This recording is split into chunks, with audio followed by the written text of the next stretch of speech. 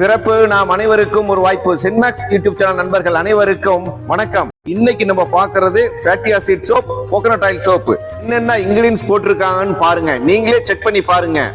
இதனுடைய side effect என்ன அப்படிங்கறத நம்ம பார்க்கலாங்க. இந்த சோப்பை நம்ம ரிவர்சல் டெஸ்ட்டுக்கு எடுத்துக்கிறோங்க. அதுக்கு முதல்ல நம்ம ஸ்க்ரப் பண்ணிரணுங்க. ஹாட் வாட்டர்ல ஸ்க்ரப் பண்ணதை கொட்டணுங்க.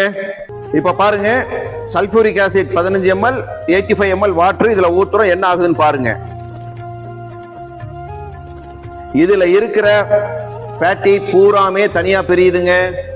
கோகனட் ஆயில் சோப்பையும் ஸ்க்ரப் பண்ணி வச்சிருக்கிறோங்க. அதே 500 ml வாட்டர் இதை வச்சிருக்கிறோம். இப்ப அதுல போடுறோங்க. என்ன ஆகுதுங்கிறத பாக்கலாங்க.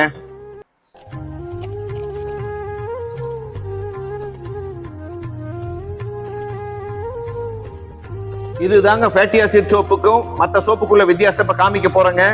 அதே பாருங்க, தேங்காய் எண்ணெய் சோப்புல என்ன இருக்குதுன்னு பாத்திரலாங்க.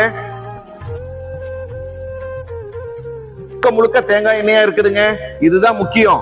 ஃபேட்டி ஆசிட் சோப்புக்கும் தேங்காய் எண்ணெய் சோப்புக்கும் உள்ள வித்தியாசம். இதுல அதிகப்படியான அனிமல் கொழுப்பு இருக்குதுங்க.